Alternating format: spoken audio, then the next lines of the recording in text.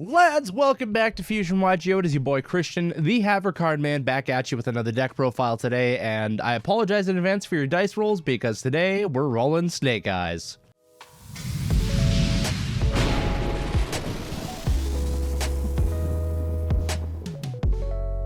So I've been playing around with this deck for a couple of weeks, and this is pre-support from Phantom Nightmare, which is just going to make the deck absolutely insane once that comes out. But for right now, I've been having a lot of fun with it. The deck will change up a lot once that support comes out. But if you guys want to play a version of the deck right now that can do a lot of things and is a ton of fun to play, I really think you'll enjoy this version. It's just all around a good time. If you guys want a combo tutorial for this deck profile, get this video to 20 likes and I will do that for you. I'm more than happy to, as long as we hit that goal. So anyways, without further ado, let's just go ahead and jump straight into the profile today. Alright, so starting off with the Snake Eye engine, we are playing triple Snake Eye Ash. Fantastic card, best starter in the deck. Just summon it, you get a level 1 fire from your deck to your hand. It doesn't even limit you to Snake Eyes. Card is insane. And then all of the Snake Eyes have an effect where they can send themselves and one other face-up card you control to the graveyard to special summon a Snake Eye monster from deck. So basically they're all starters, extenders, all the good stuff. We're playing 2 Snake Eye Oak. This guy reborns a level 1 fire from your graveyard or banished, or you can instead add it back to your hand. Solid card all around, has the same second effect as Ash to tag itself and another face-up card on the field out into a Snake Eye monster. We have 2 copies of Snake Eye Birch. If you control a fire monster, you can special summon this guy from your hand. If the only starter that you open, which is very rare, is Ash, then you can Ash, add Birch, and you can go off from there.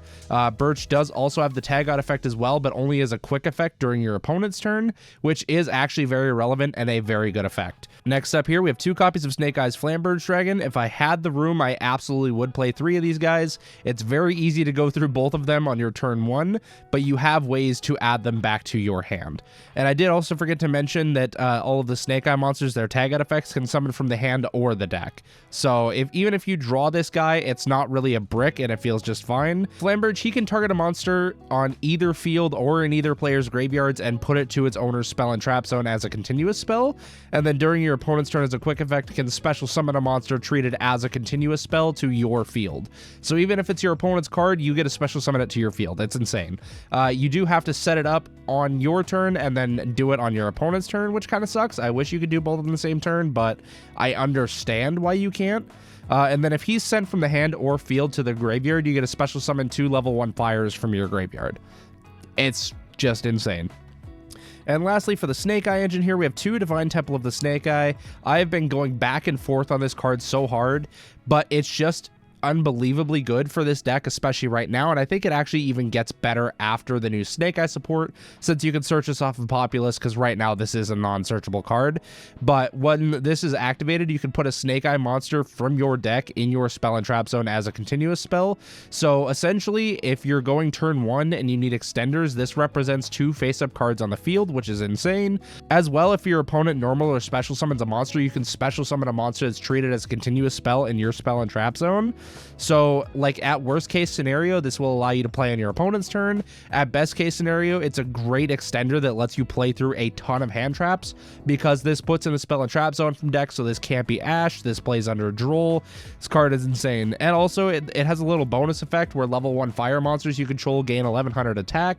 It's not always relevant, but it does make these guys pretty beefy sometimes. Like, Ash becomes 1900, Oak becomes a 2000 attack monster, and then Birch is just 1100 at that point. But this card is just overall insane for the deck, and having that special summoning from the spell and trap zone does really come up quite a bit if you set it up with your Flamberge Dragon, because if you like go through your combos and then like you go Flamberge, put an IP in the spell and trap zone, but then you have to get rid of your Flamberge Dragon, you still have a way to bring IP out during your opponent's turn and then be able to use it, which is just ridiculous. So that's it for the Snake Eye engine. We'll go ahead and move on to the next one. We're playing 2 Diabellstar the Black Witch. This is an insane card for this deck. Obviously, Snake Eyes are part of the lore for Diabellstar, and the first one that were released, so they synergize really well with Diabellstar.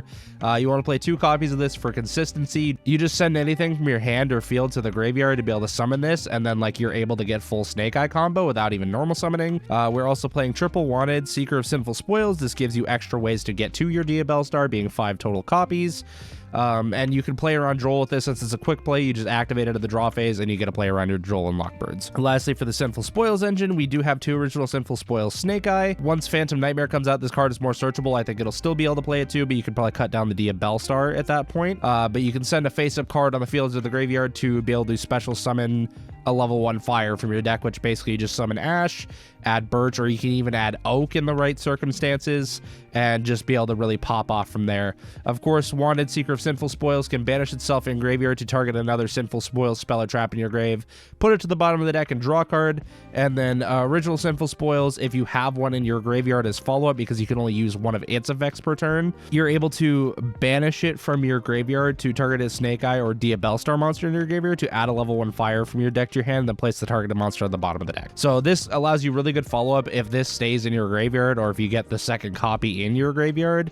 So Snake Eye is really good. That's why we play it at 2, and we have the 2 Dia Bellstar. So like if we open Snake Eye and Dia Bellstar or Snake Eye and Wanted, it really like doesn't matter because that'll just give us a lot more follow-up. And even so, on its own, like Snake Eye is a 1.5 card combo. Like if you could just get a monster or a face-up card on the field, you can just go Snake Eye and get full combo either way. So like any of these 7 cards just represents full combo. You'll notice that I didn't add in any of the other Sinful Spoils spell or traps. Like I thought about Silvera for a while, I tested it, and it just wasn't good enough. Like I'd rather just search the follow-up. Like if I open Snake Eye and a Wanted, like I'd rather off of Dia Bellstar just set another Wanted for follow-up. Another effect too that people forget about Dia Bellstar is that during your opponent's turn, if it's sent from your hand or field to the graveyard, you can send a card from your hand or field to the graveyard to special summon it back and be able to trigger it again to search another one of these for next turn, which is, I mean, it's just insane. It's free value. There's a lot of times, like on my opponent's turn, where I'll send this with Birch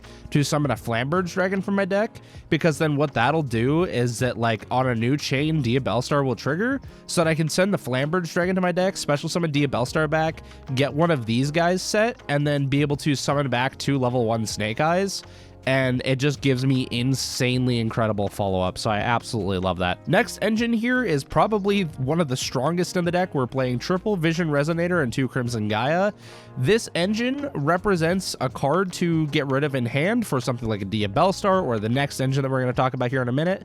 And then it also gets you 2 cards on field, because when you send Vision Resonator, you get to add Crimson Gaia, which Crimson Gaia can then add back the Vision Resonator to play around the Droll. So then you have Crimson Gaia on field. If you have a Dia Bellstar on field or a card from our next engine, you can special summon the Vision Resonator, and then that's a second card on field. On top of that, Vision Resonator is also a tuner, which will be relevant once we get to the extra deck. But this 5-card engine actually just does so much for the deck, and it pairs really well with the Dia Bellstar engine, as well as the next one that we're about to cover right now, which is the Horus engine. We're playing double Imseti, 1 Happy. I do not at all regret only playing these 2 names, because this still, like, basically what the Horus engine does, because we're also playing 2 Kingsark, is this will just allow us to convert 2 cards in hand to cards on field by being able to special summon these guys from the graveyard. You can even send the King Sarcophagus if you want to. I just don't recommend it, because like these guys are insane follow-up, and people just do not read King Sarcophagus at all. So if you need to, if you get interrupted properly, or you want to try to play around extra stuff, you can just leave these guys on field and they're insane disruption if your opponent starts trying to deal with your board, because King Sarcophagus makes it to where your Horus monsters can't be destroyed by card effects that don't target them. And then Imseti on trigger has an effect that if your opponent gets rid of a card on your field, then you can send a card on the field to the graveyard, non-targeting removal, and then Happy allows you to target 2 cards in either graveyard and either add them back to the hands or put them back in the deck. So like they're extra disruption, they're extra follow-up, and they're just like crazy big bodies that really just do a lot. Like I've had these guys just win games on their own, but they pair really well with the Resonators, because you can either Imseti or King Sarcophagus pitch a Vision Resonator, be able to, well, if you're doing Imseti, you add a King Sark and draw a card, or if you're doing the King Sarcophagus effect, you get to add Crimson Gaia on a new chain, which then allows you to play more, because if you really need to, like if everything else in your hand is just really good cards that you don't want to get rid of, you can Crimson Gaia, add back the Vision Resonator, and pitch him for the second Horus monster, so that way you get both Horus monsters online and it's just free. Or if you don't need to pitch the Vision Resonator, you can keep it in hand. When you summon, you can summon back your Imseti as soon as possible, summon Vision Resonator, and Synchro 10 into a Baron. So like you get an Omni Negate before you start playing too much, and it's just really nice low investment. These two 5-card engines like really do a lot for the deck. I'm sure a lot of people already really know the synergy between these two, but it's just fantastic the way that the Resonator package overlaps. The Horus doesn't really overlap as much unless you get like your graveyard set up with a couple of Snake Eye names and you have a Flamberge in hand. Then it can be really good because you can King Sark or Imseti be able to pitch the Flamberge and then summon back 2 level 1s on a new chain. The interactions are just absolutely insane, but I think once the new support comes out, you probably cut both of these engines and you just play, you have more room for non-engine at that point. But like for right now, these are really insane and allows your deck to do a lot and to be able to play around things like Droll and Lockbird. Some cases it can help you extend through Nibiru if you do your lines right. And they're just overall really nice cards. Like they obviously also provide really good follow-up, which helps. So now for all the non-engine stuff here, we do have a decent amount of room for this. It actually kind of felt nice being able to have a good amount of room. We have triple Ash Blossom, triple Droll and Lockbird, triple Kashtira Fenrir. This guy is insane because once again, this is a card on field. This is a card on hand that you can convert with the Horus engine. It's a level 7, which can come up in some instances. He's just great, and if you have the ability to just leave him on your field, it's an extra bonus disruption. Then we have triple Infinite Impermanence, so playing a total of 9 hand traps with some Fenrirs. Fenrir also just really helps going second, I'm not gonna lie. Like this deck has a ton of removal built in. If I could play more hand traps, I absolutely would, but this deck is already 43 cards and I just can't, I cannot cut down 3 cards. It's impossible. Next up, we're playing 1 Kurikara Div Incarnate. You can search this if you go first for follow-up. Like you can search it during your opponent's turn when you summon back Ash off of Flamberge Dragon. So that way it gives you follow-up to help break the opponent's board. 1 Jet Synchron. If you open up the right hand, you can just get this guy. You can either add it to your hand if you haven't normal summoned off of your Ash, or you can summon him off of the Snake Eye if you already have the rest of your Snake Eye combo. He allows you to do synchro plays. He allows you to do link climbing plays. He can represent 2 bodies on field. For follow-up, your Oak can actually special summon this back from the banish zone if it's banished by its own effect. Absolutely fantastic card all around. And then to help us play around hand traps, we are running the one Called by the Grave. I mean, it's just necessary. If you see it, you see it. It's amazing.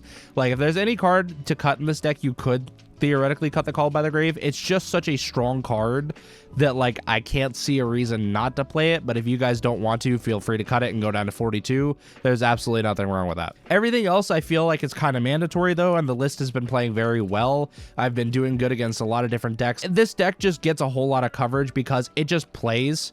It just keeps going. Like, it's a combo deck that doesn't really like achieve a lot. Like, think of it kind of like Unchained. Like, it combos off and it doesn't really like set up anything too crazy. Like a couple of disruptions and then really insane follow-up. So it allows you to be able to like grind through your opponents and do a lot of crazy stuff. So now for the extra deck that I've spent enough time on the main, we're playing 1 Linkuriboh, 1 Relinquished Anima. You're playing a ton of level 1s. Linkuriboh's for going first, Anima's for going second if your opponent refuses to play around it, which does happen a lot.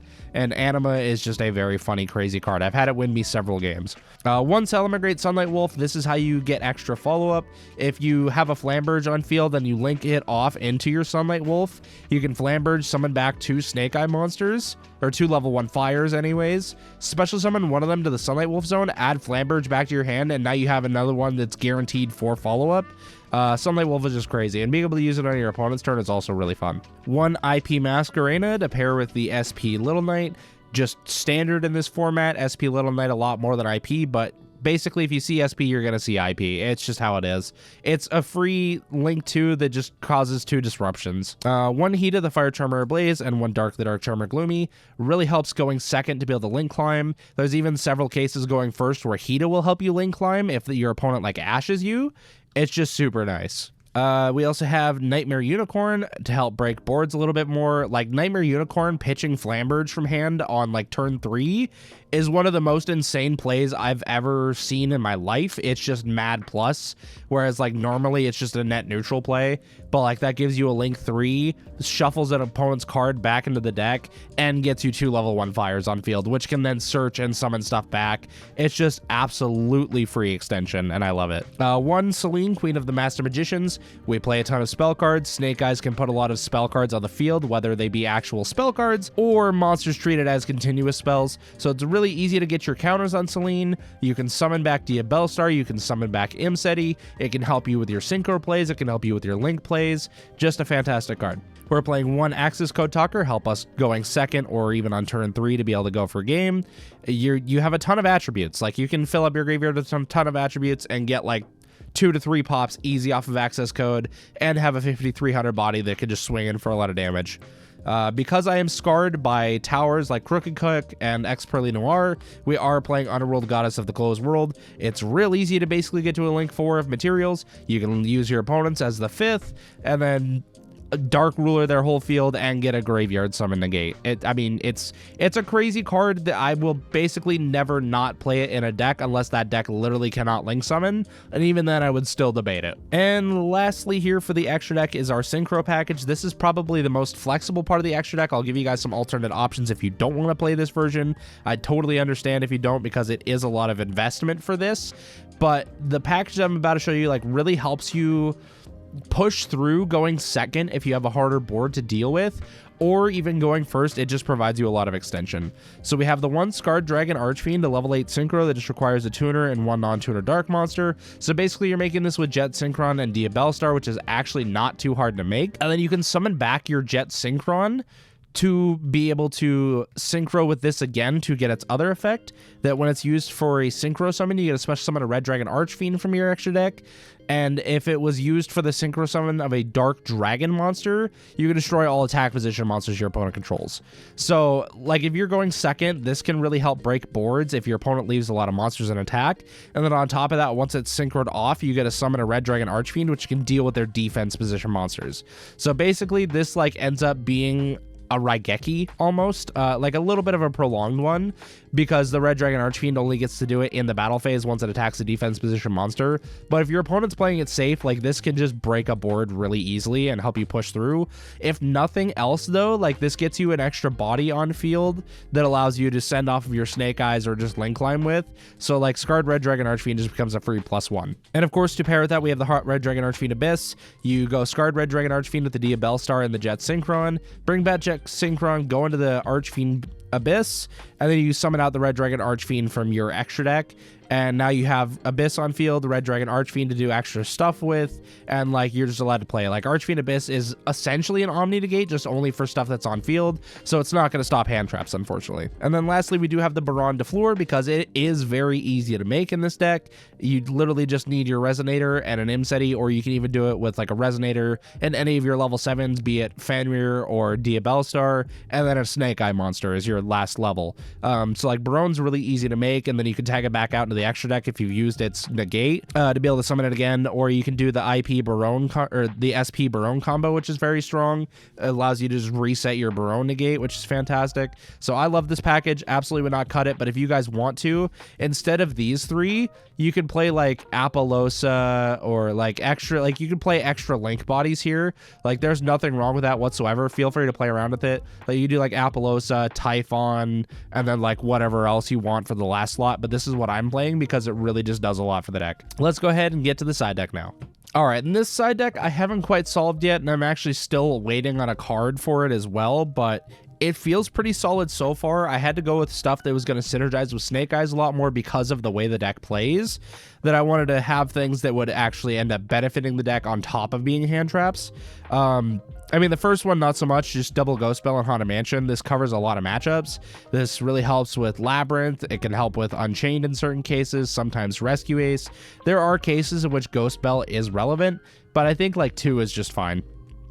I have 3 Bestials up next. We have 1 Baldrake, 1 Jerusalem, 1 Magnemite. I have a second Jerusalem coming, so this is going to be 4. These guys are insane. I know DD Crow is better for most decks, but the fact that these guys are DD Crow for light or dark monsters and then they also put a body on field is what's insane. The Baldrake is definitely the least impactful of them, but like Druid Worm, you can send it with a Snake Eye effect to be able to send it a special summon monster your opponent controls. Magnemite just gets add another one on end phase, so it's like you don't really lose an advantage on him. Baldrake is just kind of the only one that he just summons himself. There are sometimes you can use his effect if your opponent special summons an extra deck monster to banish it, but it doesn't come up as often and it doesn't really feel as good unless you like Baldrake, tribute a Diabellstar, and then like can summon the Diabellstar back. Like that's the only time that it feels decent. Next up, we have triple Fantastical Dragon Phantasme. A lot of links in the format, especially with SP being around being such a strong card. This really just helps you play through a lot of things. This gives you a body on field. It gives you the ability to add cards to your hand and get some of the stuff that you don't want in there out so you can fix it around. And it also gives you targeting protection, which can be really nice. Phantasme is just insane in this format and actually synergizes very well with this deck because once again, it's another body on field that you can send off of a Snake Eye effect. And lastly here, we have triple Nibiru, same thing. Puts another monster on your field. It can end turns, like, on its own. Like, you can end up sometimes being able to Phantasme into a Nibiru, and it just feels really nice. But Nibiru can cover a lot of matchups where there's a lot of people playing combo-heavy decks, or even decks that just, like, can play into Nib, and they just don't respect it enough. So Nib can clear a lot of things. And once again, it's another body on your field that you can use for your Snake Eye stuff. Absolutely fantastic card. The Rock is just insane. And next up here, we are playing triple Skill Drain. Yep, I know, Floodgates. This is just really like for games 2 and 3 when you know you're going first if you lost the game prior. So all of your Snake Eye effects to be able to tag themselves in another face-up card on the field out to be able to summon another Snake Eye monster, you can do under Skill Drain because they send for cost, so then they're no longer face-up monsters on the field, so their effects are no longer negated from that. So it just feels really nice to be able to play around this super easy. And if you ever need to turn it off, you can just use a Snake Eye effect to send your Skill Drain and then be able to just play like normal. Like, you can basically just turn this off whenever you want, so you can have it on for your opponent's turn, and then when it comes back to your turn, you just turn off the Skill Drain and you're good to go. You also just summoned a lot of big bodies in this deck for absolutely no reason. Your Horus Engine gets you into some big beaters with your King Sarcophagus that just gives you free removal when they attack. You have your Flamberge Dragon, which is another 3k body. You have Fenrir, you have Diabellstar. You can just get a lot of big bodies onto the board without really even having to think about it. So Skill Drain just makes like so much sense in this deck. So I'm sorry if people don't like it. I'm just trying to play this deck as competitively as I feel I can. And this card is clutch. This card is insane for this deck. So don't play it if you don't like it. I totally get it. I didn't like this card for a long time either. I still don't. I still don't think it should be legal. But if I can use it, I'm going to abuse it. And then lastly here, this is going to be the sub out for that last Druisworm is the Typhon. I had so much trouble trying to fit this into my extra deck with all of the stuff that I wanted to play. I think the way that I'm playing it now is plenty fine, so I'm siding it for now until that Druisworm comes in. I might honestly even end up just cutting the Baldrake and keeping this in the side deck, because Typhon is just such an insane card for being able to play through boards that's like an unwinnable game. There are some times where that does come up and it is very strong. So that's totally up to you. Like I said, you're very welcome to just be able to cut out these 3 synchros and just play like Typhon, Apollousa, and another Link monster in there, and you'd be perfectly fine to do so. I would have no judgment against that. I've been testing this for a couple of weeks, and like it was a very hard call for me to make on cutting the Typhon, but there's just like nothing else in this extra deck I could reasonably cut and feel happy with.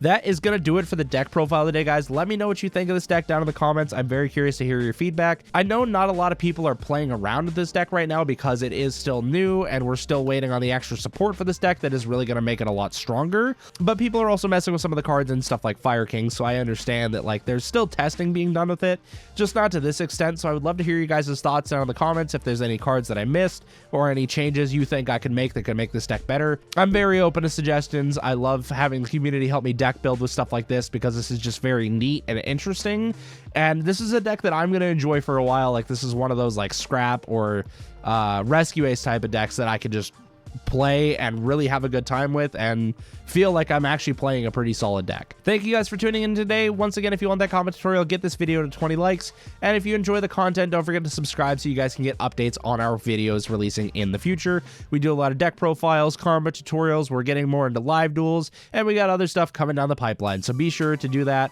and we will see you guys in the next video. As always, good fun. Have luck.